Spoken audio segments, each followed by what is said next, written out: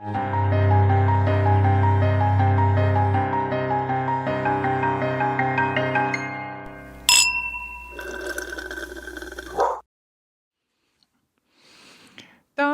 dun, dun, dun, dun, dun, dun, dun, dun, dun. That's the Olympics. Oh, they all sound the same to me.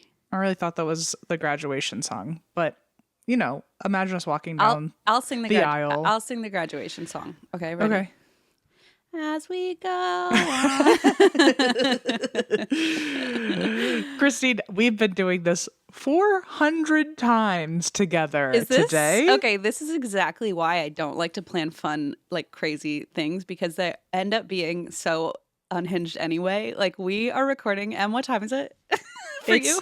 8 in the morning. Yeah, and it was by the way, that's not normal. Okay, for us, please no. But we also, my face looks so red compared to yours, doesn't it? Maybe it's because I'm behind it. There's a white background behind me. Maybe it's like because you woke up at 7 a.m. Maybe my blood is all in my face currently. It'll go away at some point. And my hair, I just told Christine I look like I live by the river. You a do. lot's going on today, but I'm very excited. It is our 400th. I tried to get you a happy 400th banner to present to you. Aww. But it didn't come in time. And so if you would like, I could take off the wall happy 75th birthday from when Allison's mom was here. Oh, that's cute. I'll take it. Sure. I'll do a hand-me-down happy 75th. Okay. Let me see it. Happy 75th. How cute. Look at that. We love you. How does it special? Honestly, I feel 75 that we've done 400 episodes. So it does still kind of fit. Yeah, it does feel like we've been on this planet and this podcasting plane for far too long, and we've well surpassed our welcome, but that's okay. We're going to stay. So don't worry, everybody. We're not going anywhere. Christine, let's just give me a second. Let's just reminisce. What has been one of your favorite moments? You don't have to say your favorite. I'll hum while... My favorite has been... I love when we did America's Nursing Shifter. I love when you covered Cletus, which was me. Cletus. I love... Okay, let's do like at least one thing that you're actually super proud of that we have accomplished in 400 episodes. Like, okay, there's so many. Like, what's a thing that you never thought would happen though? Like you've gotten to do? God, all of it. But let me think of one. I mean, I know we say this all the time, but just being interviewed on Jim Harold's podcast multiple times felt like the most surreal full circle moment. And we did it again in honor of our new book. And every time it's like, I feel, and then I listen to his podcast and I'm like, I know him. Like, it's just very surreal because that's before episode totally. 1. We were like, oh my God, can you imagine if someday we were like Jim Harold and now we're like pals with him. So I think that's the most, like, to me, very like symbolic full circle. Do you have a... That's certainly the full circle one, I think, because that was the beginning of it all. Feels very symbolic, you know? Let's see.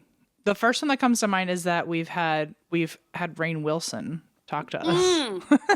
See, that one's so surreal. I don't even remember it happening. Like, sometimes I blacked it out. I posted it at some point in like my Instagram feed, and then when I'm looking at myself on Instagram, because I like to pretend I'm everybody else, and I'm like, what do they see? You know what I mean? It's like when you're not on the when you look like you're living by the river. It's nice to reminisce during times when you felt more put together. Yeah, I was living on not by the river. Yeah, on the banks. No, I think that was the most holy shit moment for me. That was one of the most nervous I think I've ever been in my life. Like, I remember sitting there and being so nervous I was going to throw up. Especially because we were told, hey, don't act like he's Rainn Wilson.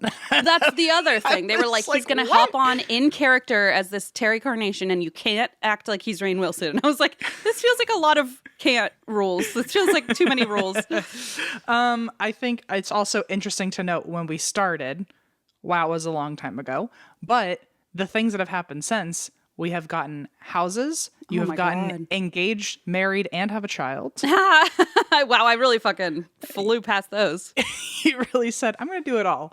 And then this year you bought a house. So are the next few next for you or not? Not quite.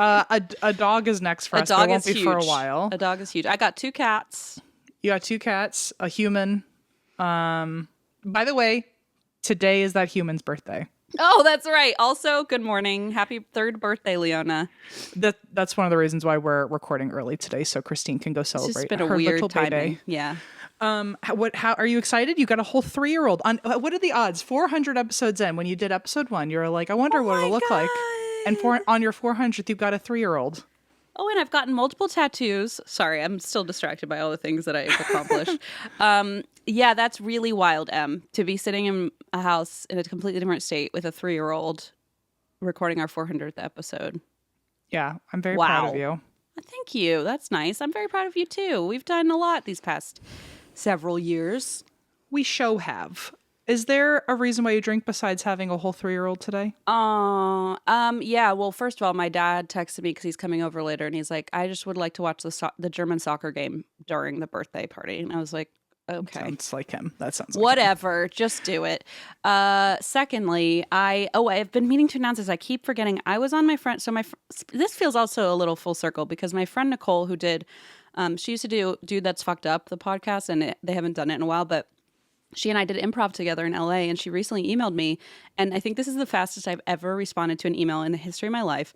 She emailed me and said, hey, I have this new podcast I'm doing with a friend called Bay Watchers, where we watch an episode of Baywatch each episode, and we basically have a guest on to like discuss and it's very funny.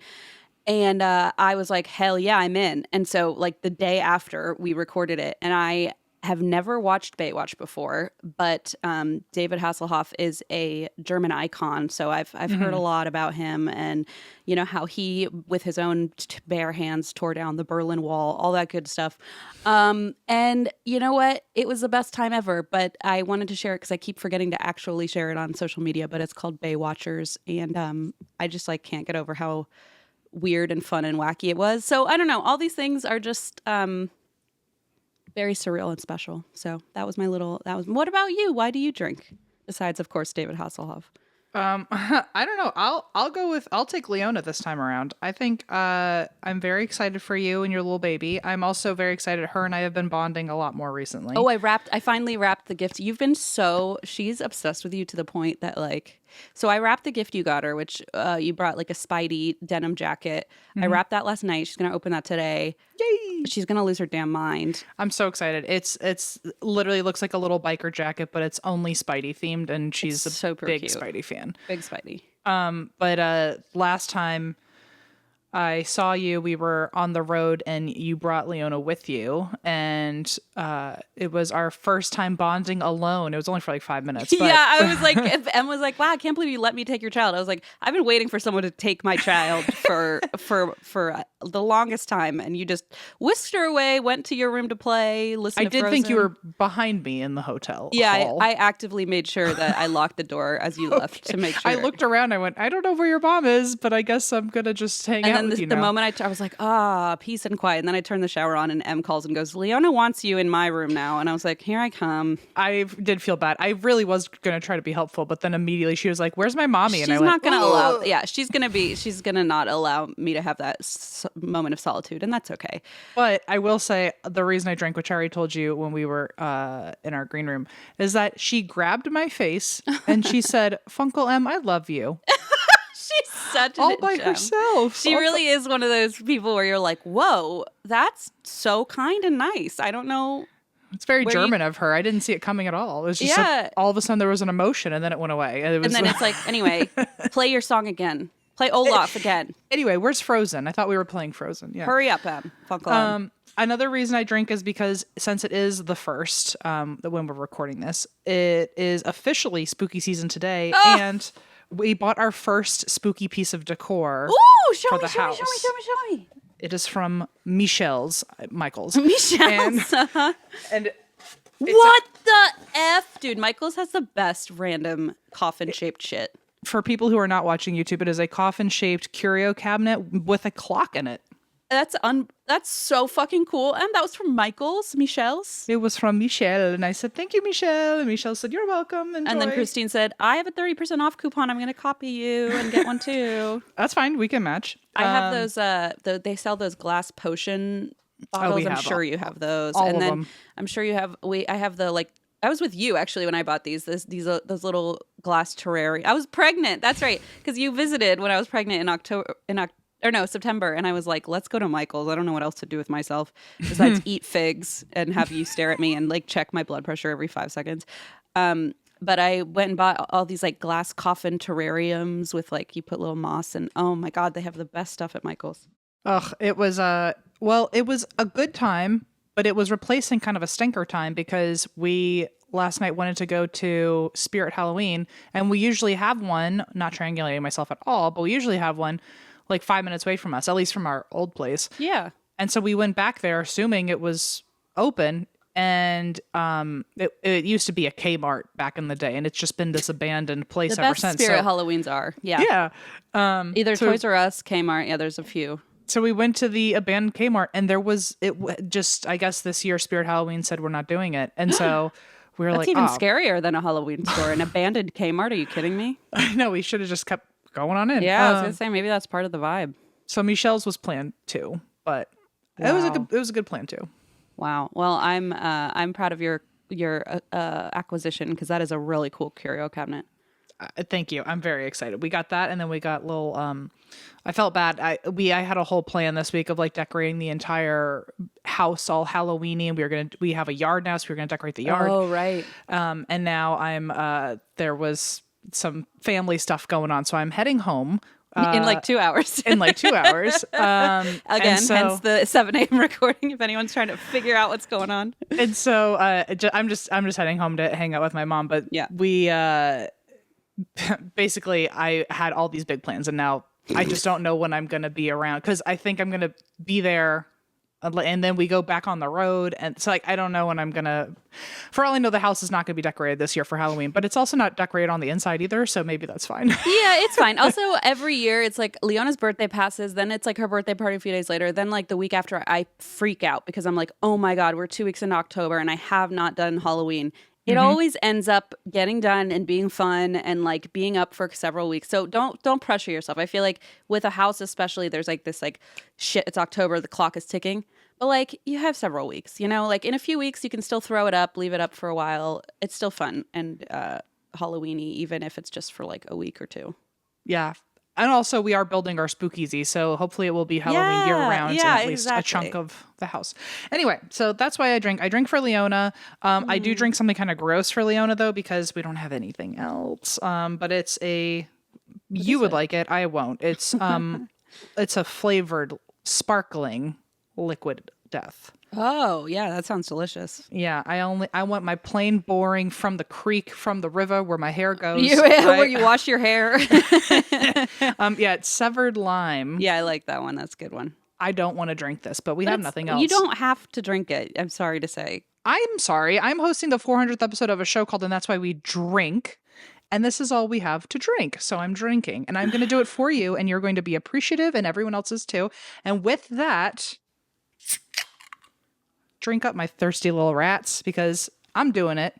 You got to do it too. Oh. And take your meds. I did take my meds. Actually, we had cleaners come today, and I had to run down while they were cleaning and like vacuuming and grab my medicine. And I was like, "Excuse me, I'm sorry. I live here, but I get out." You know that feeling when there's someone in your house and you just want to avoid them. And you're still in the way? Yeah, and you pretend like, "Oh, I don't live here. I just please ignore my existence." And I'm like, "Why do I act so fucking weird around strangers?" No, I do that in my own home too. I'm like, I wish. I'm almost jealous of all the ghosts in my house. I'm like, no one can see you. No one's going to ask you a question. Every time they're here, I'm like, this is your house now, people who are doing me a solid and vacuuming and mopping the floors. You live here now, not me. We had the internet come. Oh, the guy. We had a guy come over and build our bed, which that's another reason why I drink from a while ago, because we've never had a bed frame. And in 400 episodes, I've had a baby and a house and 3 pets and tattoos. You've got a bed frame. I literally super happy for you. It's one of the only things that's changed. I have the exact same car as episode 1. I have the exact same. Oh my God. I've literally have, that's you know what? That I always think that about us, that like, we're very similar in a lot of ways, especially Gemini ways. And then we have this like total polar opposite thing where I cannot let something be the same for very long because I get so bored. I get so like restless. I need something to change immediately. Like I want to move houses the minute I move in. Like I'm like unhinged like that. M's kind of the opposite of like, I'm settled. I'm here. Don't make me move, like leave or upset the balance. I hate change. I mean, I know I say that all the time, but I really love it, man. I got my car I got like an oil change and all this stuff yesterday. And I think it's like officially an old car because the people who were doing it went, yeah, oh, you've had it since like before grad school. Yeah. You've had it for a long time. Of course it's an old car. I got it when I graduated college, so. Holy smokes. But it works. She works fine. I don't say anything's wrong with it, but it's definitely like 11 years old now, right? 10, 11 years old. She's an old girl. Yeah, she's chugging along. But anyway, I got sorry, let's bring all the tangents back into the fold. Let's rewind. Fine. My bed. Oh yeah, it's my first bed frame, and Allison and I girl mathed. It was very expensive. We were like, in 7 years, if you add up the amount of times we didn't have a bed frame, this is basically free. So that's actually pretty illogical to me. Yeah. Did that. And so the guy who came to build our bed, he kept asking me questions. I was like, can you get the fuck away from, like, can you just build my bed and go? Just build my bed. How am I supposed to answer your questions? He was like, where do you want it? I was like, I don't know. Allison's not here to tell me. Oh, yeah. I don't like that. I'd be like, this is your house, remember, sir? I know. You build. No, like, it's his house now. You put the bed wherever you think it goes. And then I'll pay you triple because I don't know how this works and I'm stressed out. Your job to know how a bed should look by the end of this? So yeah. You put it where you gotta put it. I don't know how we got there, but I do have a good story for you, Christine. Yay! I don't know how to segue out of that, so let's just go into the story. This one's perfect. Seguing is not our specialty. Hey guys, you remember how often I used to talk about my thinning hair patch on the top of my head? Well, she was a very prominent part of my life for a long time, but as you can potentially tell, she's gone because I found the coolest solution, okay? The iRestore Elite is the most powerful device on the market. It's packed with 500 lasers and LEDs to provide maximum scalp coverage to help you grow thicker, longer, healthier hair. It is non-invasive and uses LLLT, which is low-level light therapy. All those 500 lasers and LEDs make sure to cover every inch of your scalp to stimulate cellular activity, boost blood flow, and reduce inflammation, which are all crucial elements in reversing hair loss. I have it here with me because it's become kind of my best friend. I'm going to put it on my head, sit back, relax, watch some Netflix, and let iRestore Elite get to work while you binge watch your favorite true crime doc. Grow thicker, healthier hair naturally with visible results in just 3 months. For a limited time only, our listeners get $625 off their order at iRestoreLaser.com with promo code DRINK. Hair loss is frustrating. Trust me, I get it. You don't have to fight it alone thanks to iRestore. I have a story for you where I was thinking, episode 400, what should we do? What should we do? And I was trying to think of... I thought of a very stupid thing first. Let's get that out of the way. It must have been an actual dream that I woke up and forgot it was a dream and thought it was reality. What? In my mind, Sinisterhood has covered a topic about a was a clairvoyant. I always forget the one who can see the future. Oh, a psychic. A psychic. A clairvoyant, yeah. I had a dream that Sinisterhood covered a psychic who only tells the future based on like raw pasta. What? I love that you don't even listen to podcasts. You're like, I had a dream Sinisterhood covered and wow. Well, because I'm friends with Heather, I assume that maybe she said something in passing to me, I guess. I don't remember, but or like on social media or something that you saw. Or I saw something, yeah. But I in my mind, there was... Is it weird that my brain goes, that feels kind of right though? Like, I don't know why. It still doesn't sound that wrong to me in my head because I first of all, up until a few days ago, could have sworn that she'd covered it, and that it was this woman who she would tell the future by taking a handful of raw pasta, throwing it in the air, and however it laid on the floor, she'd read it like a tarot card. And I was like, that's like tea leaves. Yeah, I feel like that's a thing, like pickup sticks. Yeah. And so that makes sense. And so then I looked like a real idiot because I was like I couldn't Dry find any spaghetti psychic.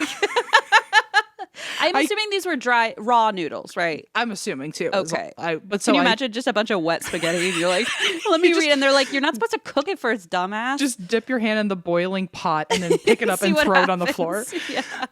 So anyway, I looked like a real idiot because then I texted Heather and I went, hey, no, who's you that? didn't. You did not. Pasta psychic. You did not. Wow, that went a step further than I expected. Yeah.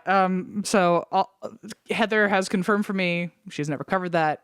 Good. I'm glad you triple checked just in case. That does sound like a thing though for some reason to me. Doesn't it? Yes. Yeah. I tried. Like I'm almost afraid people are going to be like, yeah, that's a thing. If it is real, that's what I was going to cover. Maybe it's on TikTok or something. Well, my plan was eventually I was going to reach out to her and see could you to the psychic who does the spaghetti that is not real. Oh, okay, sure. My plan was I was going to cover it, and then as a gift to you on our 400th, I was going to see if I could like book a session and she could tell us like what she saw for the next 400 episodes with us. Imagine we had someone on to throw spaghetti on the floor and tell us. I mean, about I have spaghetti. I could just throw it across the room right now and tell you how maybe things are you going to go. Maybe you are that psychic. Maybe this is a future for you. Maybe that was my very first vision of how I have to do the rest of my vision. Holy shit. That's me. I think it's real. Anyway, that's obviously not what's happening today. So then I had to come up with a plan B. And I was like, okay, 400. I was like, oh, celebrating, blah, blah, blah. And I went, oh, there's that story I've always wanted to cover about dancing. And so actually somebody guessed it right on Instagram. I saw you do a little thing. I put your butt, but you didn't answer me. I saw. I posted on Instagram, as Christine just mentioned, that I said, what do you think I'm going to cover? 3 people guessed it right. So to those 3 people. Wow, that's pretty impressive, actually. Everybody else, by the way, wanted me to cover your house, just so you know. So someday, maybe for the 500th, I'll cover your house. Okay. Anyway, to those 3 people, congratulations. This is the dancing plague of 1518. Oh my God. Okay, I'm so interested in this. All right. Okay. So this fun fact, I want to start by saying that the event itself actually inspired many short films, books, and songs. But my favorite of them all is the song Choreomania by Florence and the Machine, which came out during COVID, I think. Oh, I know that song. I don't think I had realized the name. Yeah, I didn't put that together. I think it's a song. It's a song, right? Or is it just the album name? I think it's a song. Maybe I'm wrong. Choreomania. I do like Florence and the Machine. I feel like I don't listen to their recent stuff very much, though. Yeah, it's a song. Yeah. I was a big Florence and the Machine fan in college. Me too. Yeah. Me too.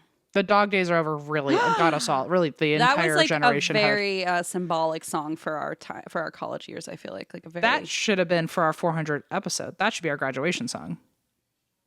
Okay, I can't. It's Vitamin C String Quartet or whatever the fuck I sang earlier is like hard enough. I can't do those high notes.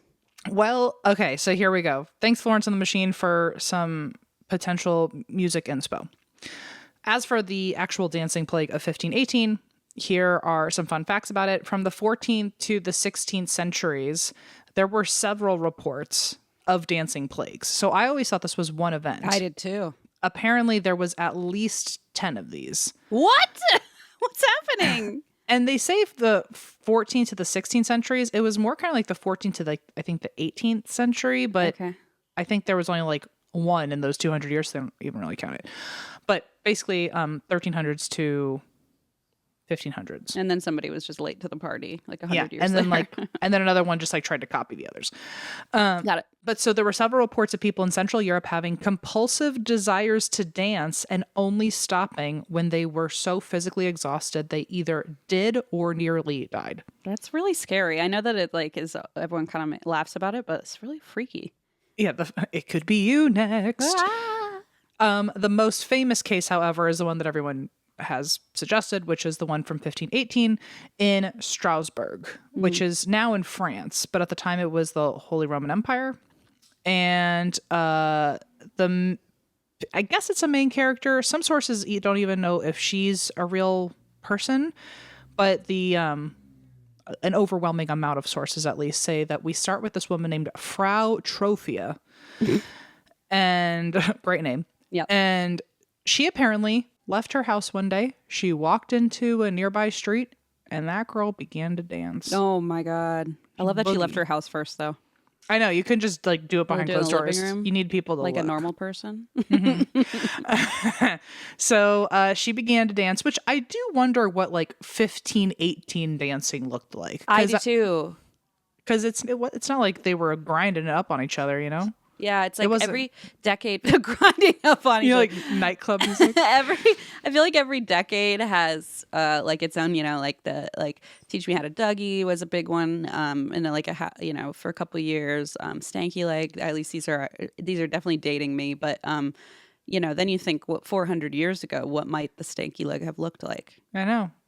You know what song? Speaking of Stanky Leg, you know what song Funkle M just taught Leona? Oh God, you know it.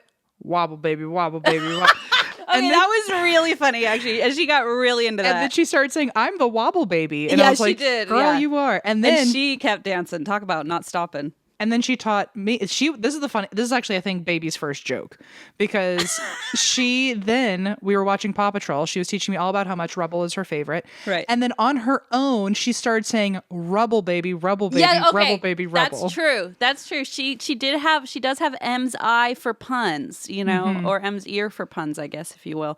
That's true. We were all pretty shocked when she said Rubble baby, because we went, oh my God, that was actually kind of clever. How did you do that?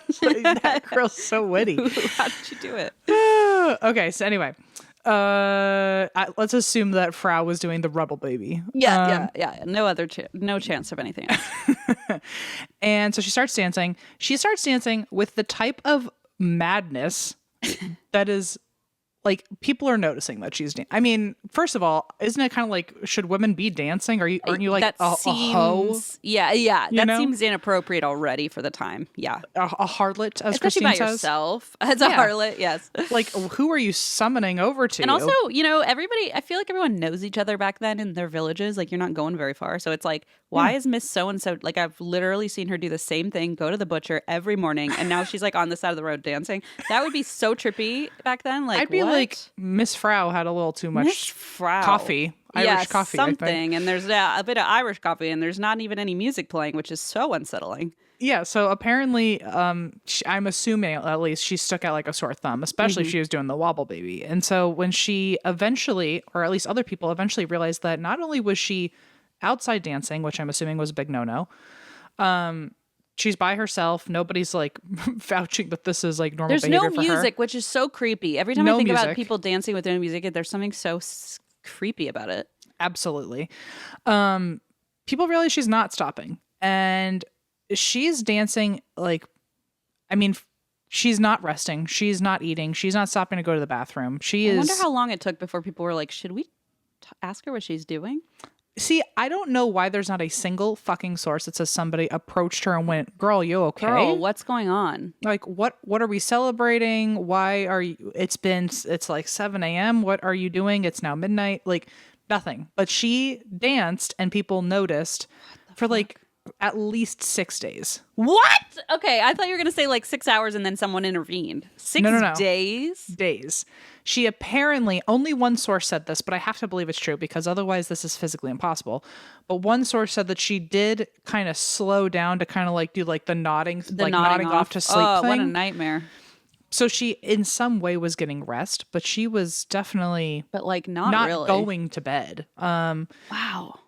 And she just kept on going. And the even weirder part is that eventually other people started dancing with her.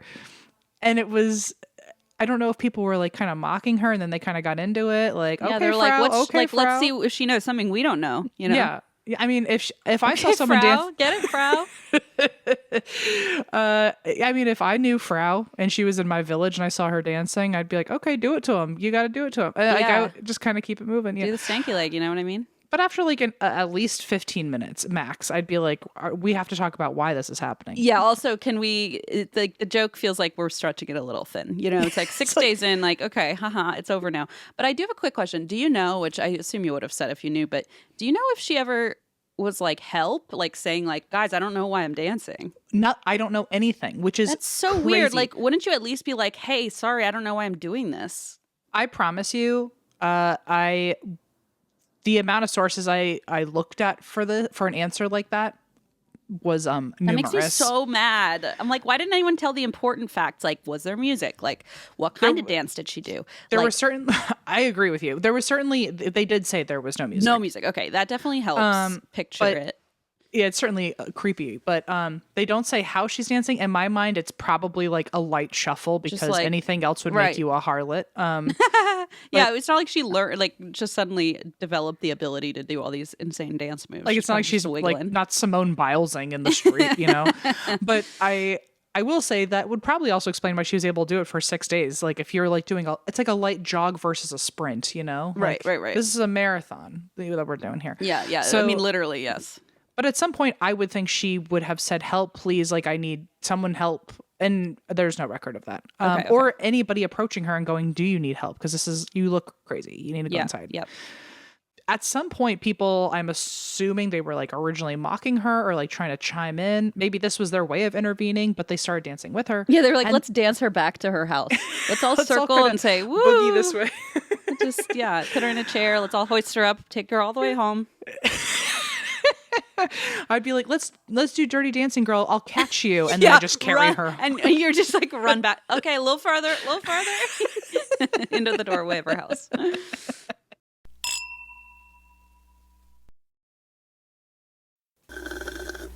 Yeah, people just I don't know why people start dancing, but they do, and then they also can't stop. And so this is like a week of it was her by herself, it seems, it was either the first week or the second week. Now 30 people have started dancing with her. Oh my God. And can't stop. Oh my God. At the end of the month, she has been doing this for a month now. 400 people are dancing in this town and can't stop. How is she alive? Also, like, this is not the era of DoorDash. Someone isn't like bringing you a sandwich. Like, what's going on? how is she eating? How is anyone doing anything? Like the butcher must be close. Like I can't imagine. I don't know why I keep thinking butcher. Well, the butcher's dancing. He's probably exactly. He's just left the shop open. Also, like if she brought like a pocket of snacks for her dance day, like that's depleted. Yeah, well, for sure. Like she's out of those. Drinking water, like anything. No, and funny you should mention because it was July 15, 18, and God. it was. They say a hot summer, but also for Germany or for wherever we are, and France. also compared to today and after the area had just had like a light ice age. So lol, just a miniature ice age. So I don't really know how hot of a summer, but one source did say it was a hot summer. It was July, so let's just say it was warmer than it had been. It was a toasty day, yeah. Especially in all those layers, I imagine. All those layers, shit. Wool, and burlap.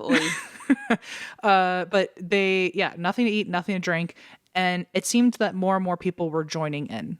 Okay. The city hears about this obviously because the town was probably only 400 people wide, exactly. And now no one's going to work. The city hears about it because they're dancing all together now. Yeah. So the city hears about all these people dancing, and they're like, "Yo, why won't they stop? What the fuck's going on?" So they literally start getting so worried that they bring in like the local doctors, and they're like, you need to go check on these people because like they're I assume, like, honestly at this point the way I imagine it is that these dancers must have their eyes closed and they're just like in the zone and like ignoring people, because if the city is approaching you and now bringing in doctors, someone must have asked you, are you okay? And you're not responding. And why are you doing this? And like, I imagine if you were like, I don't know, it just started happening and I'm exhausted, like that would have taken a different. Or if you said nothing at all, they'd be like, someone must have gone up to her and been like, girl, say something. I'm getting freaked the fuck out. Yeah. This is starting to get unsettling. So she didn't say anything. All 400 people are apparently at least unresponsive enough that the town is worried. They bring in the doctors, and the doctors are maybe helpful for the time. Yeah. But this was when people were believing in the 4 bodily humors. Okay. Do you know what that is? Yeah, a little bit, like bile and... Yeah, so there's blood, phlegm, yellow bile, black bile. Oh, right, and yes. I did not do research on this. I'm going off of 2 decades ago history class. But I think they believed that your entire body was running off of these 4 humors or liquids in your body. Mm-hmm. And if any of them were causing an imbalance, then the rest were fucked up and those were causing all your illnesses. So... the only way that you were healthy is if all 4 of your bodily humors were at perfect level. And so he basically said, oh, well, this is obviously a case of one of the humors And they being would like in imbalance. do like leech, They would do leeches like for certain bloodletting and things. shit like that to try and get the Yeah. lower certain levels of If they thought your blood was too high, they would have leeches literally suck blood out of you. Yeah. And so I don't know about phlegm. I never hear about that one. I feel like that one deserves just like a neti more pot, conversation. you know. Yeah. That's what I do to balance out my humors. Anyway, the doctor said, oh, well, of the bodily humors, I think this one is blood. And they somehow leeches were not involved. But I would have. Can you imagine? They're just like, hold still. Everyone's like dancing. Even the leeches are kind of wriggling Yeah. Honestly, like, shake it off. Shake off that damn leech. That's so gross. I imagine it's just Frau and 100 leeches, and it's like SpongeBob and the Jellyfish Jam. She's like got her backup choreographed dancers. Yeah. Well, so they said there's abnormal levels of blood. There are obviously, which I kind of love in the moment. Like he was like, oh, they're just like listening to their bodies. It's like and a chemical thing. Yeah. And he was like, they're clearly dancing because their bodies are telling them they need to burn off the excess of hot blood. Right. Sure. Yep. And so because they're listening to their bodies and they must know what they need, and it's to burn off these extra imbalances, let them keep dancing. That was the doctor's orders. Let them keep dancing. Wow, really? And so the city goes, okay. And they literally hire a fucking stage, band, musicians, and hype men to get people moving. I didn't know that. That's, wow. What a choice. That was a choice. I like how they, like, also, again, this isn't 2024. How are you just calling how are you arranging a venue setup that quickly? Literally, it's not like you could do like Gigster, like, you know, just book like book a DJ for the evening.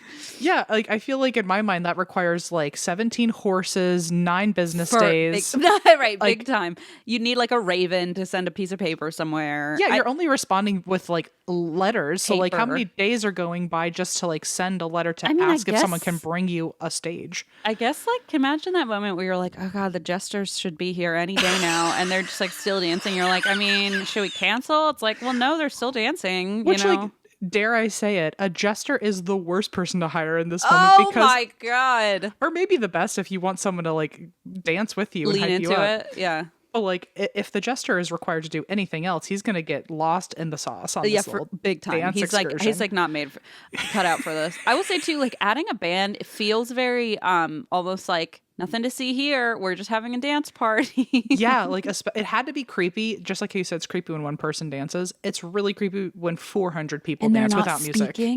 They're not speaking. And no they're all music just is playing. You just hear shuffling. Oh my God, that's hear, like, so scary. You just hear clothes kind of moving. That's or so like also creepy. If they've been dancing for fucking a month, you must like just hear out of breath groaning. the whole time. Yeah, and in pain, and people have probably fallen over, but then they're just like, gotta keep dancing. I mean, that's got to be so unsettling. I can't stop thinking about it. And then they're like, oh, let's just add music because that way it'll look normal. Like, what?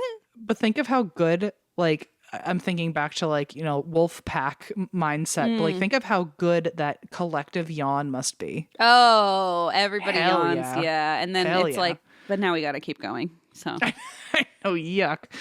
So anyway, this, as predicted, did the exact opposite. wow. Because surprise. This didn't get people to stop dancing. It just encouraged them to keep dancing. Right. And then because they did it in such a public space, other people walking by were now lured into dancing. And now more people in town have been afflicted with the moves. The dance bug. Yeah. The boogie bug. The jitterbug. Yeah. And so, so that's problem one with this, is that they've now created a breeding ground for people to have this dancing problem. Right. And problem two is that now that they're now encouraging people to dance when they already haven't stopped moving for 30 fucking days. So they're dropping like flies. I was going to say, now you're probably just like crashing. Yeah. And it's not. And so I think for a moment they were like, oh, we're doing the right thing because now they're finally stopping dancing. But it's like, no, girl, like they're not stopping because you cured them. They're stopping because they're literally dying. Yeah, because it's like you killed them a little bit. So you should have started with the leeches. Maybe that would have helped. Yeah, just get them sleepy and they'll stop maybe. Yeah. Well, I guess how sleepy can you be? was gonna say you're probably already goddamn sleepy if you've been doing this for 30 days. So, but yeah, people's bodies just started giving out, and people were fainting. There's rumors that some people had strokes or heart attacks. I bet.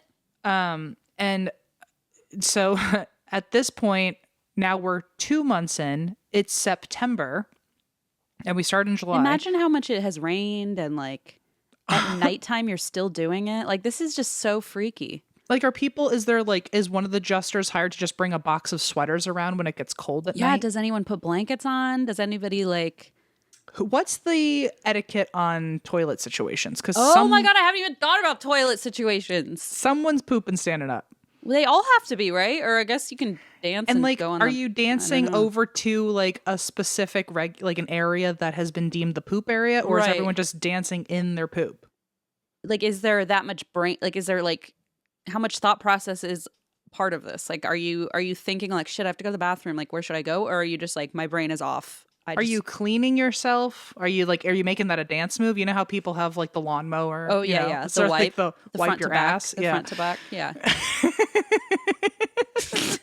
Also, even like, let's pretend that these people magically didn't have to use the bathroom. Think about still no deodorant in 15-18 in July, and you're dancing for 2 months. Don't forget the wool and the burlap. Yeah. Oh my God! Talk about stanky leg. And then it adds a new layer to that. Well, and also then it rains, and then everyone's like just wet, and like you're, oh God, everyone's just damp and full of bacteria. Yeah, so nasty. So, like I said, there's rumors that people are dying. More than two sources I saw are that 15 people a day were now dying. Jesus. Okay. Which I will say, there are no official records. This is a heavily documented event, and there are no official records of an actual fatality. Oh, okay. So it might just have become part of the lore. Right. But a lot of sources do say, allegedly, 15 people a day started dying when they started dropping from exhaustion. Yeah, and it's like maybe some people did die and they just didn't notate it. They're like, well, right, it's fine. Right. So now it's September. The city is like, bro, this isn't working. Like, are the musicians still playing? Are they like still there? Because I feel like I would be pissed off. I'd be like, you better be paying me overtime. This feels like Hocus Pocus when the witches put a spell on the band to play all night long, and like they just forget to stop. And like all the parents in town are dancing, so they're distracted from the children. It really is like a very similar setup. I wonder if the Hocus Pocus writers took inspiration from the dancing plague. Actually, when you said that, I was like, that's a really weird, like that is a very big parallel. I feel like they might have done. It feels accurate. Yeah. But anyway, hang on. Allison's going to open the fridge. Oh, good. Is she going to get you another lime flavored? No, she's getting herself plain water that is not sparkling. You just said you didn't have any. That's what I thought too. So the city is like, what the hell do we do now? And this was a religious town. So they began, of course, looking towards God. What does he have to say about this? Yeah, somebody needs... I mean, honestly, at this point, I'd probably also be looking towards God. Like, what else are you going to do? You've tried everything. And also, like, it's a small town, 15-18. You don't have a lot of resources. It's not like you can TikTok what's going on. Exactly. Like, it took 6 months for the jester to arrive. Like, you might as well ask God what's happening. Well, so they all of a sudden start getting really nervous because they fear that this dancing might actually be a punishment cast down, not just from God, but from Saint Vitus. Oh. Who the hell is that? He apparently is the saint of... I don't know what the actual... Like, I feel... Some of these websites, I feel like we're trying to like get creative with the way that they said it. And now I don't know if it's actually like he's the saint of that actual thing. Okay. But essentially of movement is what I gather. Oh, what's his name? How do you spell it? Vitus. And I did check the pronunciation because I thought it was Vitus. Yeah, Vitus or Vitus. That would be definitely Vitus. Saint Vitus. Also sometimes called Guido. Oh, Jersey Shore, baby. Hey, a Christian martyr, of course. Classic. Give me a break. What else is new? Give me a break. So apparently he was from like year 303 AD. That's the number I remember. That doesn't sound right. That doesn't sound real, but yeah. But so apparently I'm assuming he's the saint of movement. That's the generalization I'm going with. But they were worried. We go. Catholic Online. Catholic.org. He's one of the 14 holy helpers and is the patron of epileptics, those afflicted with St. Vitus's dance, dancers, and actors. Okay. So I guess movement. I didn't really, because I also saw epileptics and I was like, is that someone being an asshole? Like, I couldn't tell. Anyway, so I don't know. I got nervous. And then I also saw I got nervous about that because another source said that he was the saint of like something.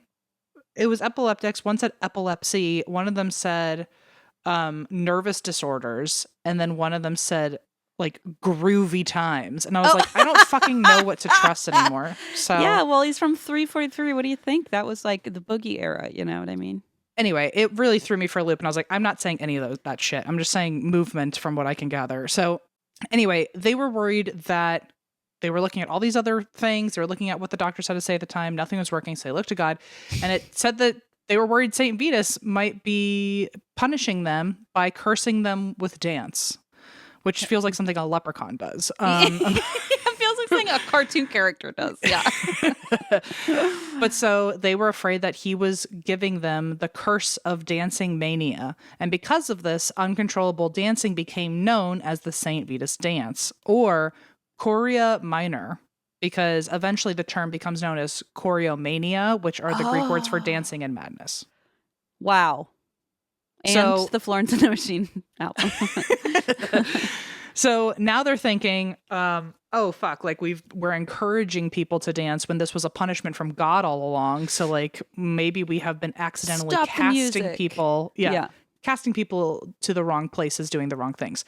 So then the city does a full U-turn and they ban all dancing and music. They say, stage, get out of here. Footloose Jesters, style. leave. Yeah. Everything that we've paid you They to do just for the last arrest several months. everyone, and it's like, you just hired us to play music. It's like, well, the law changed. Now we're arresting you. Like, It's like they finally got there and they're like tuning their guitars. And then it's like, oh, I have to leave now. Okay. It's like, I just walked 14 days to get here. And now you're fucking sending me back without my payment. Oh my God, I would be so pissed. So they ban all music. They even, I saw this from one source, but I thought it was interesting that they do an offering for St. Vitus, which is a 100-pound candle. What? Which, Sorry, like, what? Why would you even, like, I don't want that. Who wants that? Yeah. And how do you carry that if it's made of wax? Think of your fingernails by the end. It's going to have just scratch marks everywhere. Changed opinion. I do want that, but I don't want the hassle of that. Like, I would love a candle that just never ends because, you know, I just feel wasteful when I throw away the glass part. But someone has to carry it for me. I'm not going to lug that thing. That's not a candlestick situation. That's leaving it on the dirty concrete. It's got to be a huge pillar. Just like roll it down the gravel. Yeah. It had to have rolled. It had to have rolled. Yeah. Ugh. So then when it gets there, it's just got sand in it. Ugh, never mind. So dirty.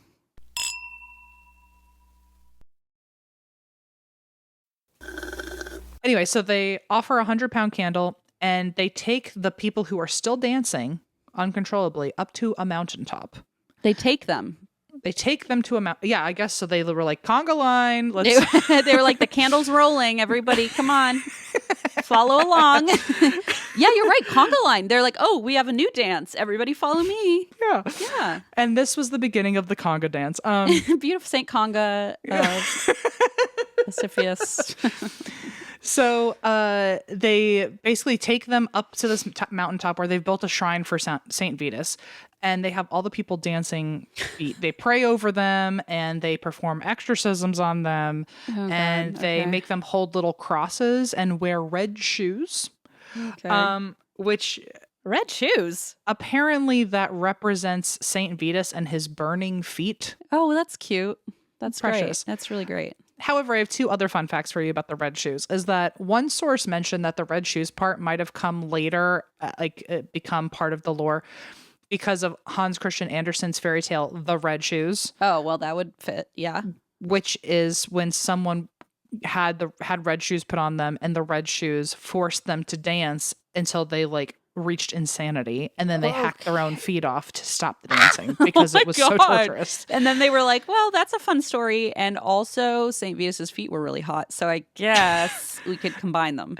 And then the other thing about the red shoes, which I wish I did more research on this before I kind of blurted out, but the second reason why red shoes might be getting mentioned here is because one of the other dancing plagues that happened in history actually, it was very odd, but apparently the group of people who were dancing also would attack people who were wearing in fashion clothing.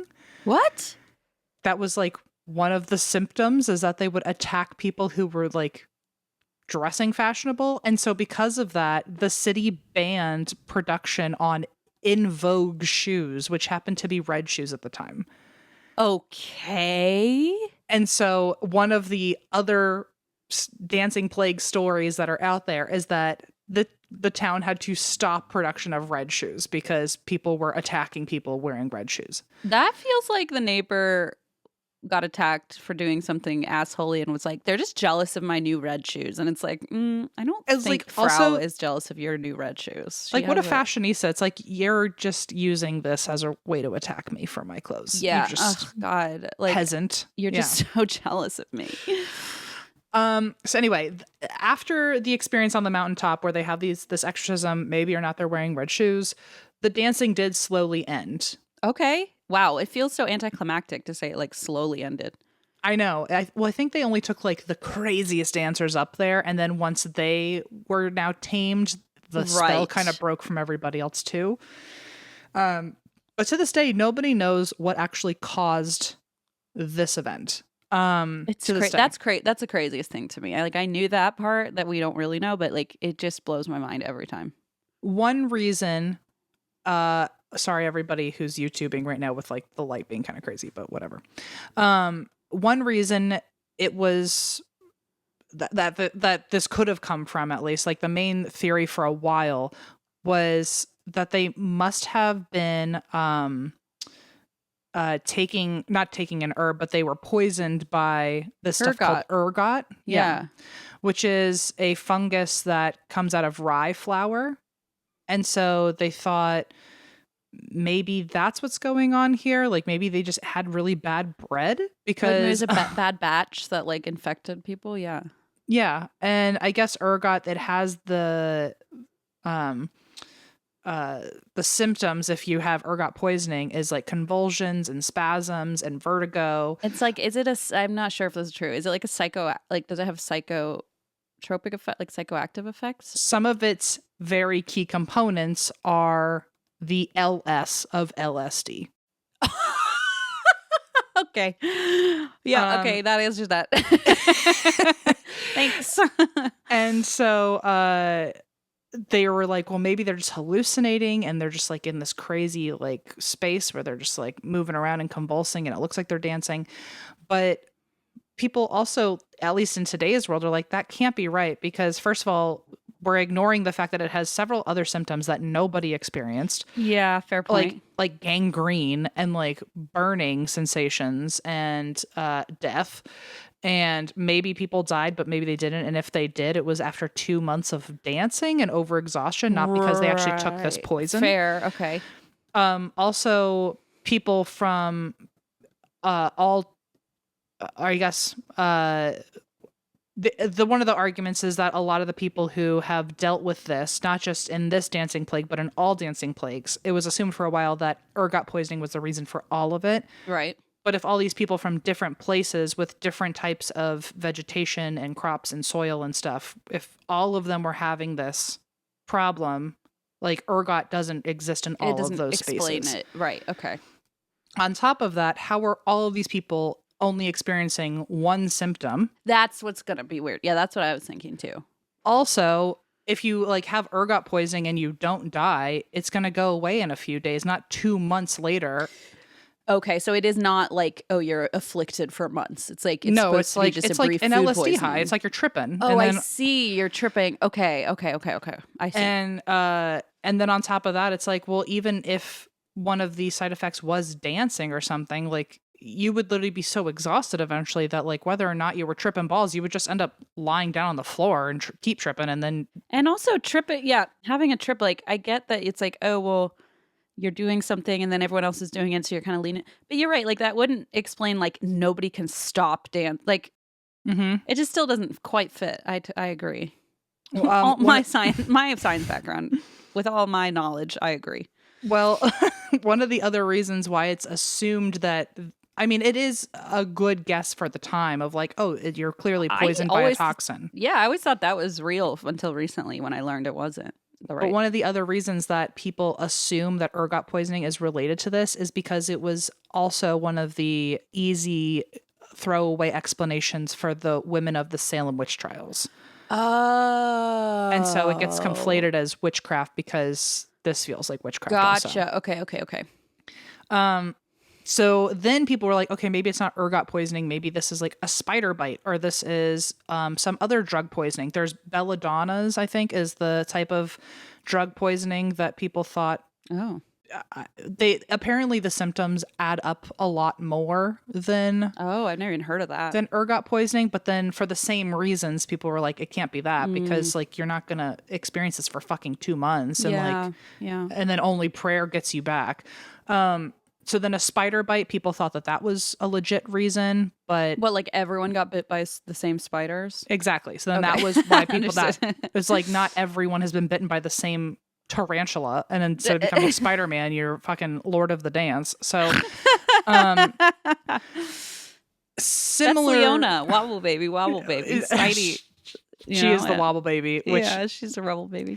This feels like, I know this is what's supposed to mean like celebration for our 400th, but it does also weirdly apply to your birthday, girl, of being the wobble baby. Let's talk about dancing. Weirdly does. I hadn't really put it together till this very moment, but say yes, it does. You know, fit. you know what I want you to say. Say it.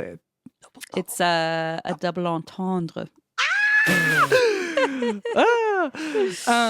We've got everything. We've got elevator music. We've got dog barking in background. We've got everything from episode 1 that has not changed. Perfect. Just can't get any better than this, or any different, or any Well, so similar manias, like I said, have taken place, but the 1518 event was the most thoroughly documented one, and otherwise the best known one was in 1374, where many dancers had the same affliction of having this plague go on, and they believed a demon was in them, so they attempted to control their convulsions by like binding and beating themselves. Oh, so they were trying to stop themselves. Yeah, they were. Interesting. More aware, it seems. It felt like the first people weren't really like that involved in their own. They feel like zombies in some way. And And this one, I think they were like weird, actively trying to fight this. But then they were also not only dancing, but they apparently had an orgy that resulted in like over 100 conceptions. What? So they're doing like a different type of dance. St. Vitus is like, I do not approve of this. How much clearer can I get? Bring me my candle. Well, so and the jesters are just like just hyping them up while they're all like, oh yeah, I'm into this. Well, weirdly, these were the ones that they were attacking people with fashionable clothes, and they had to ban production of in vogue shoes. Oh my God. The dancers were dragged to a church where they were, wildly tortured to expel the demons from them. Imagine you're already getting tortured by like uncontrollable, like not having control of your body. And then someone is like, I'll punish you for that. And it's like, I don't want to be doing it either. Like that. Yeah. It feels extra bad. And if they were having an orgy, there is a whole conversation about consent on like, if you are great point. How in control are you? If you can't control your dancing, right? Good point, Em. I hadn't even thought of that. Oh, that's so sinister. Okay. So anyway, I only bring up that one because that's the other most popular one that people refer to when they're talking about dancing plagues. Okay. But all dancing plagues ended around the same time as the Middle Ages. And I don't know if those have anything to do with each other religiously or something like that. Right. Or maybe there was a new medical explanation for it. But historical documents from various sources confirm this. There's literal doctor's notes because people could go to work because they were dancing. There was church sermons, notes from the city council, maybe a letter to a stage provider. I don't know. A letter to the local DJ. Yeah. But it was even documented in both Latin and High German. And I think his name's Paracelsus, right? I don't know. Because in my mind, I want to say like Pericles or some shit like that. But Paracelsus is like Paracelsus, right? Because he was involved in chemistry. I have no idea. That's how, listen, I don't know. I think sounds right. Paracelsus. Paracelsus sounds right. I've Okay. heard of that before. Well, so he even wrote about this with his own theories. And what's so interesting is he went to the town 8 years after this event happened. And so a lot of the people who were a part of it were still there to like give their So own he could, stories. oh, cool. So he could actually like document check it. in and see what was going on. Okay, that's good. Go to the source. And so I was like, oh, I can't wait to hear what he has to say. First thing he had to say was that Frau was just a rebellious instigator and wanted to embarrass her husband. Hey, So you leave Frau alone, you asshole.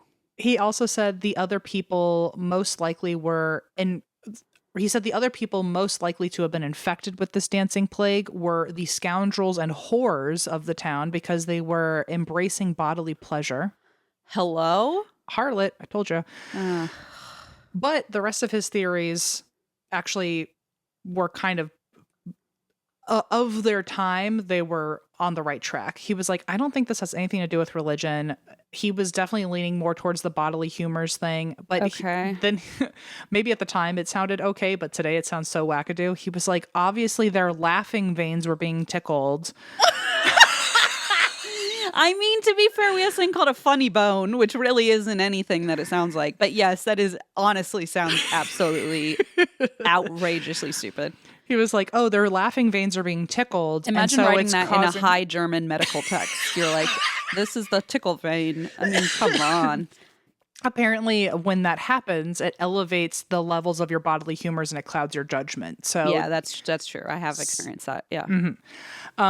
And then the part that people do take more seriously is he was one of the very first people to say that these symptoms were all an imagined mass hysteria. Okay. So that's I feel like, right? Is that the other big That's theory? Today's big theory. Got it. Okay. The official term these days is an MPI or mass psychogenic illness. Okay. And this is the main belief today that everybody just had a stress-induced breakdown. Because at the time, Strasbourg was really going through it. They had, this is just a quote because I didn't even want to mess it up. Reformation, counter-reformation, the 30 Years' War, population growth that they couldn't control, increased poverty, social unrest, bad harvests, the worst floods of the century, famine, sickness, leprosy, plague, syphilis, the English sweat, which I don't even want to know. Oh, that's episode 450. Yeah. The plague, and we're recovering from a small ice age. So the plague and an ice age are the last two, just to top off. And so holy shit, we have COVID and we're still all reeling. Imagine like, I mean, I guess we do have pretty much all of those bad things happening still, but wow. Well, imagine just being like, I guess we dance. Keep that thought because that's my very last bullet point of these notes, which we're coming up on. But so they were fucking going through it. And like in today's world in 2024, I don't even feel like I know with confidence we on a daily basis are dealing with so much more shit than they ever did. Yeah. I saw recently, I don't know how true it is, but I saw some video saying that we deal with more overstimulation in one day than a lot of people back then did in their entire lifetimes. I've heard similar statistics, yes.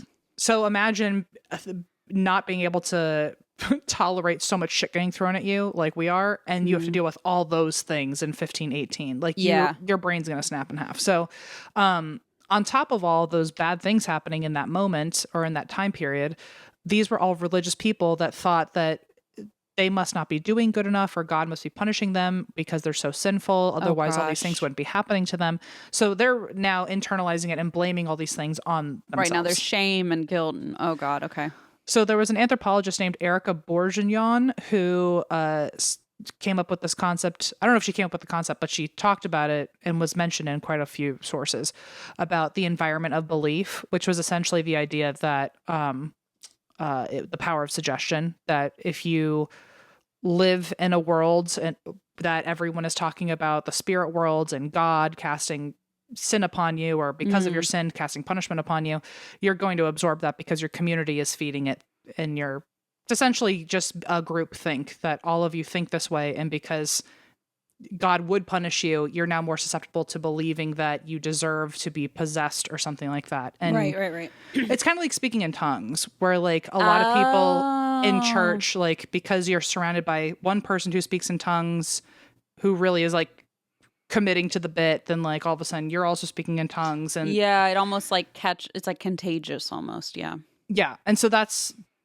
I'm butchering the explanation, but it's essentially the same concept as speaking in tongues, is that they saw Frau dancing and it just kind of what do they call it? built Like from that. religious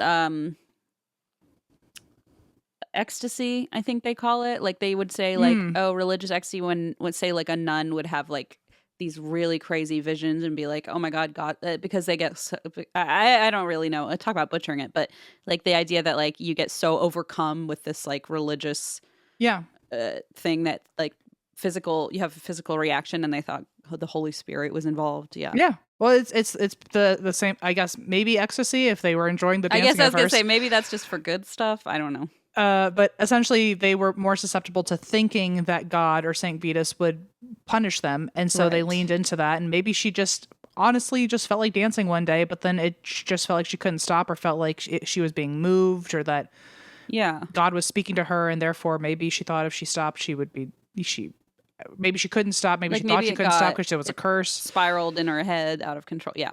Yeah. So they believed that they could be possessed, and so they were. So it's just, like I said, the power of suggestion. So when people saw Frau dancing uncontrollably, all of them kind of fell in line. And then the town literally brought in a stage of musicians, accidentally enabling others to become possessed. Especially because in a world of like, I mean, I did not come from a religious background, but I have met pious people in my life. And if you see one person who was being moved by God in a way you're not, maybe you feel compelled to match that energy. Right. And if no one else is stopping, all of a sudden it's you can't back out. It's almost like power of suggestion. You know, it's like, oh, I guess I feel that too, you know. There's actually a quote from one sociologist who said, when you have the right beliefs and high levels of despair and fear, then the dancing plague becomes possible. And for the most part, choreomania was a disease of the overburdened, overworked, and overstressed masses. Wow. So in this way, the dancing mania, or the dancing plague of 1518, underscores the power of cultural context on groupthink, where all of you just accidentally feed off of each other. Whoa. So there's a lot of articles, like honestly, of the dancing plague. Let's say I looked at 20 sources. I would say 80% of what I was reading was people trying to analyze the psychology behind groupthink and dancing mania. Like the story itself was such a small bit of every article. Okay. And everyone was just talking about like what it means to be in a community where you could fall into that. But a lot of people say that the dancing, especially for the overburdened, overworked, and overstressed, that dancing was just a form of escapism that they justified as religion. And then they believed it so much that they couldn't stop themselves by the end. So escapism sounds kind of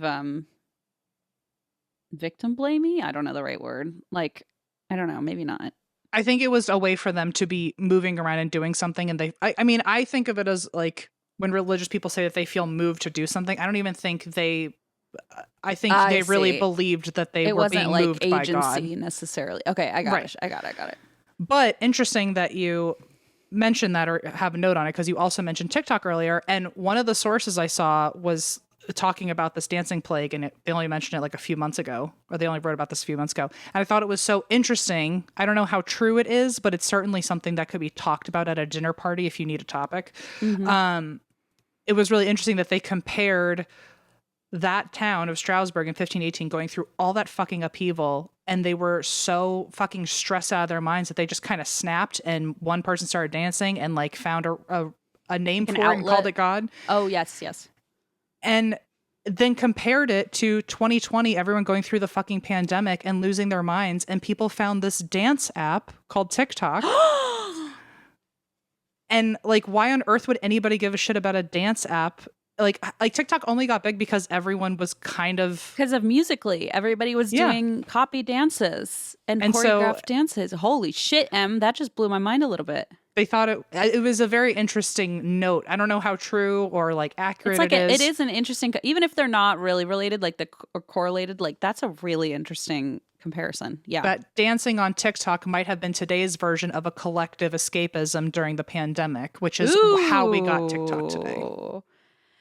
And then everyone's obsession with sourdough bread. Maybe there was like a ergot poisoning That going baker. on. Yeah. Oh, yeah. Anyway, so that's the dancing plague of 1518. I just got goose cam at the end of your story, like the last line of your story. That's wow. Well, it was you said TikTok, and I went, I'm so glad you said that because I did not know how to TikTok segue about into the this. pasta psychic. So I think I was clearly not on the right page, but I am glad that you used me as a jumping off point because it was not intentional. Wow, that was really good. That Thank was you. like the perfect, because I remember when you said, let's plan something fun for 400, and I was like, I don't even know how to begin to plan something for 400. Like, it's so random. But for some reason, the dancing plague feels like the only correct choice. If I didn't come back like yesterday, basically from our last leg of the tour, I had plans to do a whole thing, but you know, yeah, the pasta psychic. I heard all about it. Well, the pasta psychic, but also like I had a banner that's now coming in tomorrow, and I was the sad banner that's coming in after we record 400. I was gonna decorate, and it was gonna be a thing. You put my 75th birthday banner up. That was really thoughtful. I'm so glad. Okay, so if I miss your actual 75th, now I've beat you to it. Oh, perfect. If you're already dead by then or something, then I'll know the banner's there somewhere in spirit.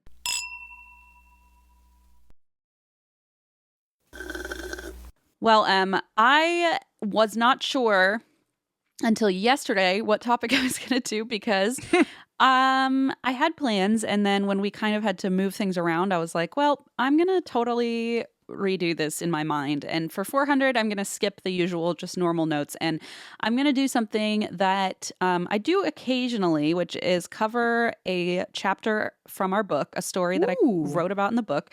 And the reason that I feel like this is a good fit is that for 400, we just released our second book. This is today, as we record this, marks 1 week of it being out in the world, our little baby.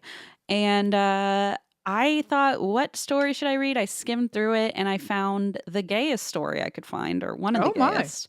And I thought, 400, why not just share like a gay love story gone wrong, you know? Sure. I love that. Also, it fits, right? The theme? Just tell me yes. Yes. Also, it's a gay old time over here. It sure is.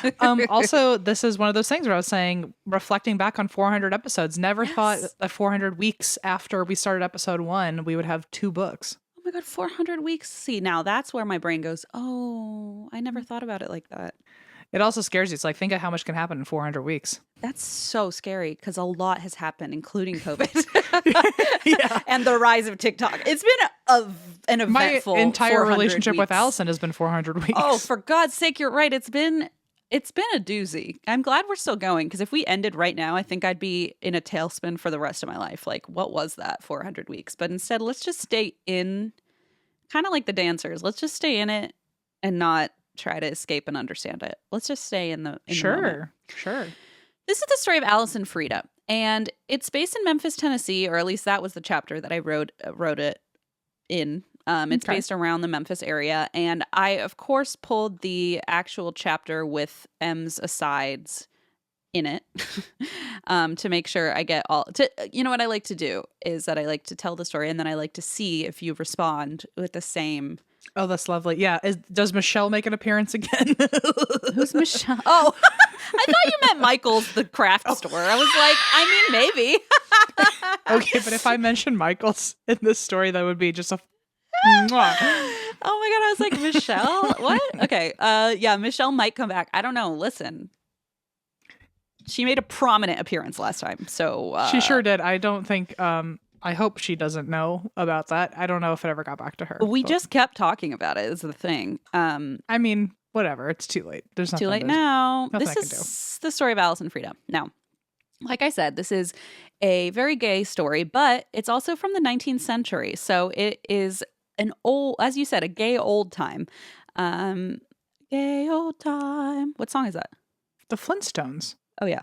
So born in 1872, Alice Mitchell, as I put in the book with little squiggles, wasn't like other girls. Okay. She never is. She never is. And I've always said that. While her sisters busied themselves with the usual girly stuff, dolls, boys, etc., Alice was distant and even dismissive of any young men who approached her. You go, girl. You wrote same girl. Very close, though. Good job. Oh. As a teenager, Alice went to a school. She was sent away to a school because she was kind of like from that upper echelon of society. And I wrote here that it sounds like a fictional place. It's called the Higbee School for Young Ladies. It does sound like that for sure. Doesn't it sound like a fake place? Like Miss Higbee is running it and she's gonna... It sounds like something on Oh Yeah cartoons. What's Oh Yeah cartoons? Christine Schieffer. Am I okay? From like before like cartoons, like a cartoon, like a show. I don't think what is Oh Yeah about? That's a show. Am I okay? That's a show? I feel like I'm having a stroke. I don't know what's happening. It was it's where like all of the cartoons on Cartoon Network got their start. Like Fairly Odd Parents, which I guess is Nickelodeon. Like it started over there. Is that a channel? It's a show.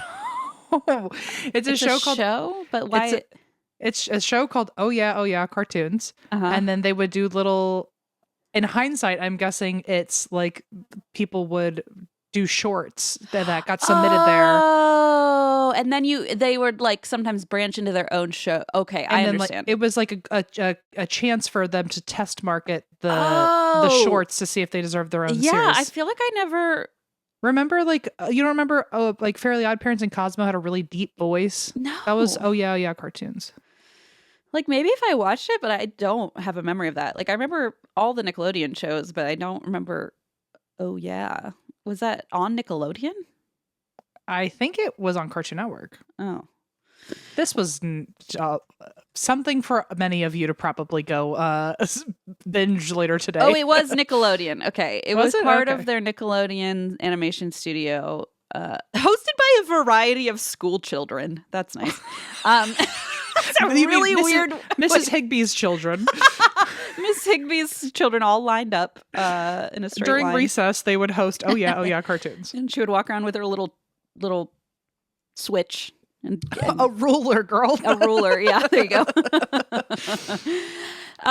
Okay, sorry. Anyway, let's get back to this. So I clearly am a bad millennial, I guess, but we're going to go back to the Higbee School for Young Ladies in Memphis. And this is where Alice crossed paths with fellow student Freda Ward. And Freda and Alice hit it off right away. I thought this was kind of cute. Alice called Freda Fred, like as a nickname, which I thought was precious. Pretty adorable. They were very physically affectionate with one another. Like they were BFFs, but also they would publicly hold hands, hug, kiss. And the wildest part to me about this is that was completely normal back then for girls to do. Like they called it, there's a name for it. I'm wondering if you remember the name for it. There's a certain word they used for girls kind of having these like physical affectionate relationships. Being gay? No, I don't know. Oh, certainly not. That meant happy back then. I really don't know what. It was called chumming. No, I did not know that. Yeah, and chumming to me, I always thought, especially when we were talking about the South, like it's like, isn't that how you do catch like catfish or something? Like I was like, isn't that like a fishing? The chum bucket. Oh, chum bucket. Yeah. So I thought like, isn't that like a fishing term? But I guess also I always heard why so glum chum, and now I'm like, oh, why in the closet lesbian? That's what it sounds like. Same difference, basically translation. No, I'm just kidding. But no, I always heard it as like chum as in something with it's like a seafood. Yeah. And then or maybe not seafood, but something like fish of the guts, sea. I think. Yeah. Yeah, and then or I always heard it as like a friendly thing. Well, like oh, my chummy. And I think that's why they say it. Like, oh, it's just between friends. It's not like anything. Because the reason they said that this was okay is because it was considered youthful practice for their future heterosexual marriages. I literally ought to die. Are you kidding I ought to die. Like, what? You just like make out with your girlfriends to practice. Okay, sure. But I guess. But whatever helps you sleep at night. I do know quite a few older women because of course as soon as you come out of the closet they're all like, oh, we've all had a moment like that. And then like they're telling on themselves and it's like, oh, we're just experimenting or a phase. I won't say who, but somebody older than me was like, oh yeah, I used to make out with all my girl best friends all the time, and it was just practice for when we had boyfriends. And I'm like, okay, girl. Like, well, was it Alice or Fred? Because that feels very on brand. Because that is exactly what they did. I will say, I'm very jealous of the people who got to be more affectionate with girls in high school. I know, right? It's like you should have just pretended you were practicing for the straight time. I was like, I'm just getting chummy for all the I'm chumming it, man. For all the Yeah. men I'm going to make out with. Oh, God, help me. And then I would just be like, oh, I'm 32, but I'm still practicing. I'm so sorry. I just have a lot of work to do. Yeah, It's Allison just and I are just still practicing, just holding hands and kissing. It's really hard work, And so they called it chumming, right? And to the outside world, it was like, okay, well, they're just chumming it. But actually, as we can probably all guess, behind the scenes, it was a lot more than just chumming. Sure.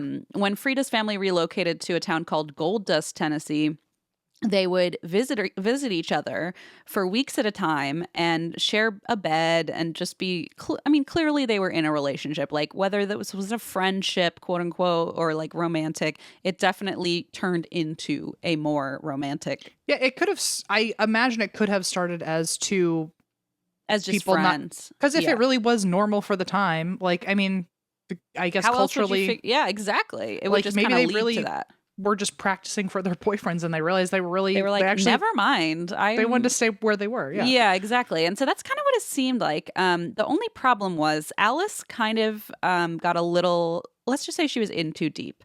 She started developing stage 5 clinger. Stage 5. Oh my God, stage 6 clinger almost practically. Not to put too fine a point on it, but she was getting obsessive about Freda, and basically her relationship with Freda became all consuming. It's all she cared about, all she thought about. The problem was Freda felt a little differently. Freda was still kind of like, listen, I'm exploring. I really like you. I have deep feelings for you. But she was also attracted to 2 young men. So she was clearly kind of like, I'm figuring it out, man. Like, I don't know, don't make me commit to this huge. Don't put me in a box. Don't put me in a box, Alice. And so Freda admitted this to Alice, and Alice had like a mentee be about it, about like her like. She could have started dancing in that exact moment. She may have gotten ergot poisoning that very day because she freaked the F out and she became extremely jealous, extremely possessive, was like, no one else can have you. And in a desperate bid to keep Freda all to herself, she proposed this wild idea, especially for the time. Alice said, how about I disguise myself as a man? I'm going to change my name to Alvin, and I'm going to marry you. Then we're going to move to St. Louis as husband and wife, with Alice finding employment to support them. I guess still pretending to be a man. Freda, perhaps overwhelmed by this like sudden, like, let's run away and get married and lifelong whatever. plans. Yes, exactly. Lifelong like marital plans in like middle school, high school age. Was like, okay, and kind of agreed, but most sources say like she was just kind of going along with it because she was a little bit overwhelmed. And so she said, okay, sure, whatever. And unfortunately, well, maybe fortunately, the girl's plot was foiled when Freda's protective older sister, who'd been keeping an eye on things, found letters between her and Alice. And the letters said, hey, we're running away together. And, basically her older sister put a stop to it, put her foot down, said absolutely not, and basically said you're not to see Alice anymore. And this, of course, sent Alice into an even bigger tailspin, a full spiral. Yeah. And by the way, you put a little aside here. Your banter says, family finding out before you're ready, it's a canon event, we can't interfere. And I thought that was really lovely, because the older sister read her fucking mail. Like, don't do that, I mean, I know you're trying to protect her, but geez. I can't tell you, I know exactly the feeling that she felt when she realized her sister was in the know. Yeah, that's got to be rough. And so the following winter, Freda and her family visited Memphis. And of course, Alice, who was in Memphis, was like, oh my God, this is my chance to win Fred back. And so, totally desperate, she tried to get Freda to run away with her. She's like, you're coming here for a few weeks. This is our moment. Let's run away. Remember, you agreed to it. I mean, it's like that kind of, it like is a little sad and cringy, It's like, yeah, the other girls kind of like, listen, that was a different time. I was just agreeing to it to like to try to break it easy, but it's just not going to work. So Freda was like, no, I'm sorry. I'm just really not interested. I've moved on. And Alice really lost it. She fell into a profound, deep depression. She stopped eating. She stopped sleeping. She only stayed in her room. Her days were consumed by thoughts of Freda. It's all she could think about. She reread their letters. She stared at her picture for hours. And most concerning of all, she started calling herself Freda. Oh my. Oh my. That's some literal Norman Bates shit. Yeah, Oh it's starting to God. get a little too unhinged for my liking. She would take Freda's identity on every now and then, and she would sign receipts and letters as Freda Ward just for fun, like not for a reason either, which is a little weird. Like, Haha. if you yeah, exactly. It's like, okay, like for what reason? Just because she's on your mind? I don't know. It's just very Yeah. strange. And so, on top of that, as if that weren't enough, Alice developed a new hobby, and that was taking her best friend, Lily, on buggy rides to downtown Memphis. But Lily, who thought they were just going on fun little girl adventures, didn't realize that Alice was just doing this to borrow Lily's buggy and spy on her Freda. Like, basically was like, I need your car so we could go spy on my girlfriend. She's just one of those messy people. Just like, a messy girl. I'm using you for your car so I can spy on my girl. Yeah, but I'm going to pretend we're best friends because it's easier that way, and you'll do what I say. So how did Lily... I can't wait to find out how Lily found out. Oh, she found out in the worst way. So basically, they're just going on, and I imagine Lily sitting there like, and then I got this new bonnet with lace trim. Poor and, girl. and Alice is like hunting down Freda in the streets. Like, Alice is like, shut the fuck Yeah. up, Lily. I don't care. I like, Lily, I swear to God, how many times? I don't care about your bonnet. So super embarrassing. Then on January 25th, 1892, Alice took her family buggy to go pick up Lily for one of their excursions out on the town, and they aimlessly roamed around downtown Memphis, which was not like an unusual activity for two girls like of their status, just to go Mosey. chumming around town, I guess. However, Alice, as we know, had ulterior motives spying on Freda. So Alice and Lily, and this is, by the way, is when Lily discovers really how bad she is at reading the room, I guess, or like how bad she is at picking a friend. I shouldn't victim blame her, I guess. How much Alice has been just using her, I guess. Because as Alice and Lily stroll through the city, they spotted Freda. They spotted Freda with her sister Jo and her friend Christina heading toward the river. And here's where Alice lost it, because she noticed they're walking toward the river to board a steamboat bound for gold dust. So basically, Steamboat. You can't stalk a steamboat. you can't stalk a steamboat. I've always said that. I've always said that. And it means it's the end of her trip. It's the last day Freda's in town. So it's like, this is the end. She's Oh. moving home. She's going back. And so Alice is like, this is my last chance. So desperation. She took it. Alice believed, this is what she later said, that she received a telling invitation from Freda through a gaze. Like she said, and this is where also Please. it's like, ooh, nothing good's about to happen. So she believes Freda kind of gave her some, Freda gave her some eyes, and she got some message that this was an A-okay. So she left this buggy with Lily in it and began running toward Freda. As she's running toward her, she pulls out her father's razor. Oh my God. And she has apparently been carrying this razor on her person for months, which is also very alarming because, like, this. So she was just waiting for a moment. Yeah, like less spur of the moment than you would think, She approached Freda, and as she leaned in almost to make it look like, oh, she's giving her a farewell kiss, she took the razor and slashed her throat.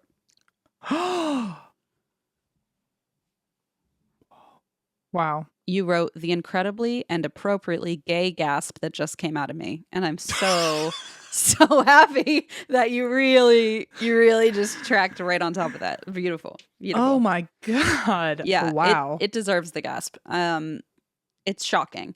And this part, like in any other context, this part would be funny. It's obviously not funny because of the context, but like just alone, separate, this part just makes me kind of cock my head a little bit because Jo, Freda's sister, took her umbrella, which I assume is like a parasol, and started trying to fend Alice off with the umbrella and started shouting, "You dirty dog."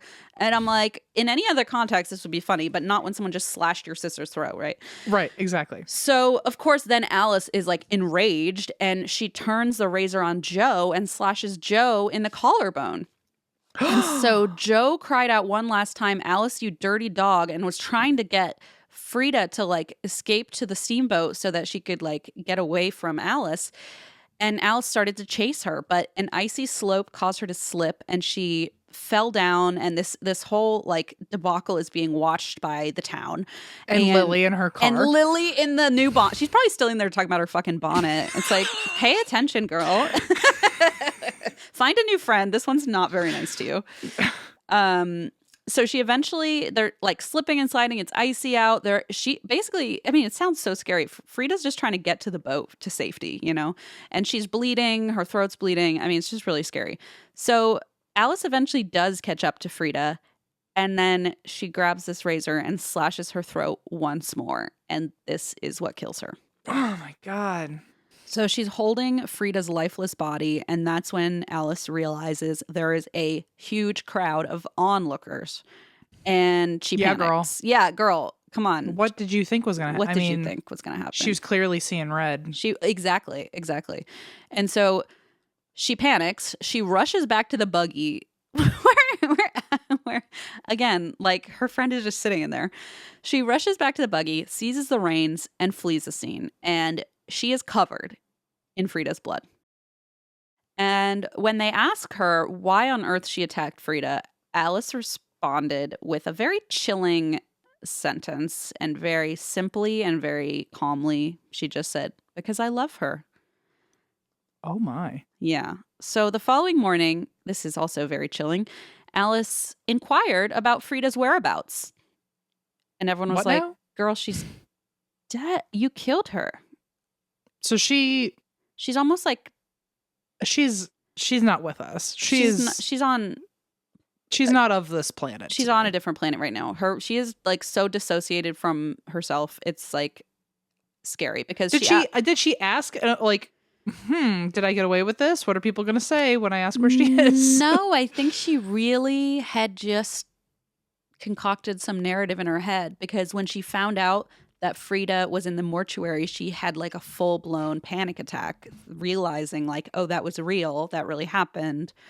And she wasn't a dream. It wasn't a dream. Was no psychic pasta, girl. I know. I wish. Like, if we could trade those out and the psychic pasta was real and this was a dream, I wish we could. That would be great. If I know how to yank her out into this realm, I will. Don't worry. I know. I wish we could.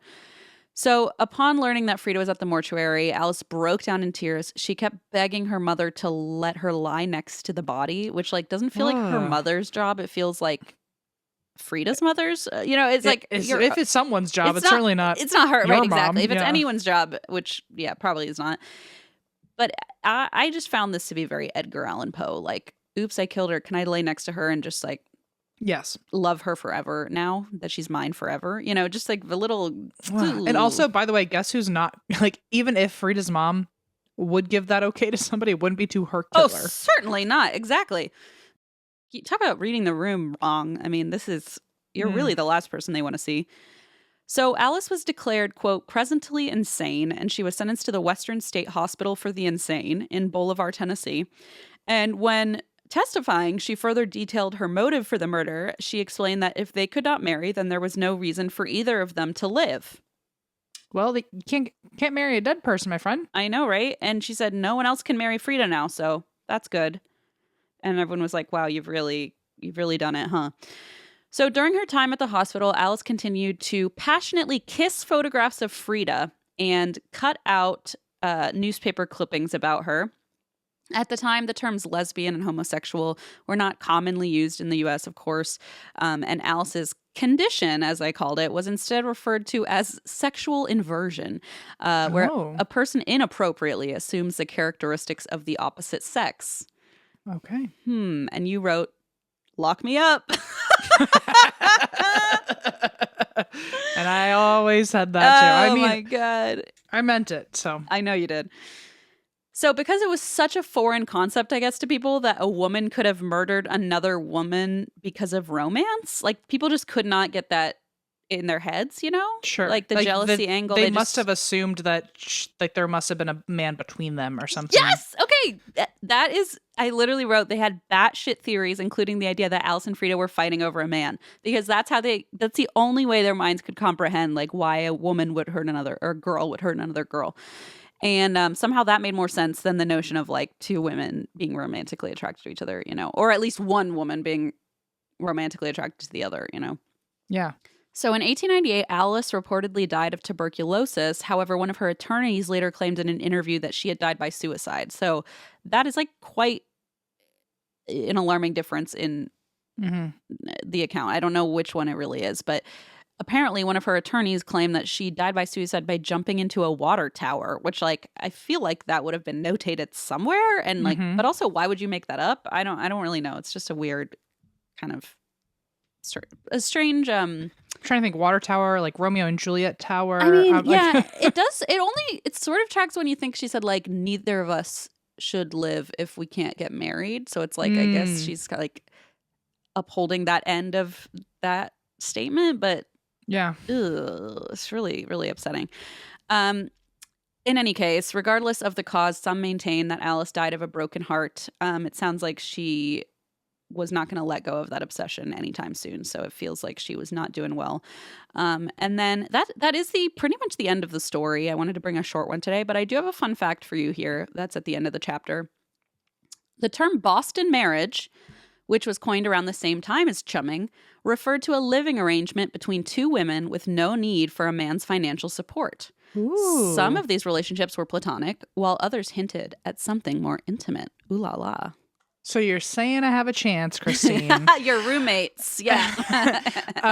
That's similar to like a lavender marriage, I guess. Well, a lavender marriage, I think, is just any two queer people. So especially like in the past, it was like a gay man and a lesbian. Yeah, I think as each other's beards. Yes. I think it's a similar concept. I feel like a Boston marriage was sort of the idea of like people who were well off. Like, you know how they would say like, oh, two sisters were spinsters and they moved in together. Like a lot of times it was that. It was like two women who just didn't have another option except to move in with each other because they're friends and roommates and they don't have a husband. And it was like so weird back then. But nowadays it's like, oh no, we all live with different people, you know. But back then it was like very weird. And I think sometimes, of course, it was kind of rumored that people in these situations were romantically involved, but like that was usually just rumors. And typically they would just use the term to describe two women living together, probably because they're spinsters or maybe they're in love. Who knows? Maybe both. Honestly, best of both worlds. ¿Por qué no los dos? You know? I agree with that, actually. That's a good turnout. Anyway, well, thank you for giving me a gay story. It was probably the sadder of gay stories I've heard, but still queer and how do I make fireworks? Yeah. Oh, beautiful, Em. Thank you. You should have done this the whole time because it really darkens the background. You know? I know, especially with the light getting me for a moment there. Oh, well, thank you everybody for coming to our 400th. What's the you know how it's like paper is the first year? What's their 400th? What's a 400th anniversary? I'll find out. Because maybe it's something that I can buy you. Ooh. Pilgrims. What? Hang on, I don't want to do that. Oh, that's a Mayflower. Okay, never mind. 400th anniversary. What do you call it? Like a symbol. Yeah. I don't know that any humans have ever material. Made it to. Oh, year 4 is linen. Well, that's not helpful. I could get you 100 of those. 100 linens? That's expensive. What's 100? And then I'll give you 4 of those. What's 100? I think that's probably diamond, so it's also expensive. I will tell Blaze to get you the best. Actually, I think. Oh yeah, a 10-carat diamond. Okay. Oh my. I'd like 1,000 carats of diamonds, please. Okay. Never mind. Yeah. How about, I'm glad that we've got this recorded for posterity's sake. How about I give you 400 pieces of raw pasta in honor of today's episode? Okay, only if you can read my future in them, though. I'll give you 400 pieces of pasta, throw them in the air, and then we'll guess what happens next. Perfect. What could go wrong? Perfect. Okay, well, great. Noodles all the way to the top, baby. Thank you, everyone, for coming to our 4th-centennial. Aww. And we will, I guess, see you next week with episode 401. Yeah, the second half of this adventure, folks. We're on it together. That implies there's at least 800 episodes in total of And That's Why We Drink One Day. So that's like my stomach just flipped a little bit. I don't know why, but that's an alarming thought. I'm not ending until we hit 1,000. And then whatever. We can't. Don't. Why would you say that? No, we can't quit. Sorry. Oh. I was like, hang on. Why would you say that? No, the spaghetti says, hold on. No, no, I'm saying we can't stop till we reach 1,000. That's like, we're both very, our brains work the same. We're never going to stop until there's 1,000, even if no one's listening. Like, we're not going to stop. I need 1,000 for sure.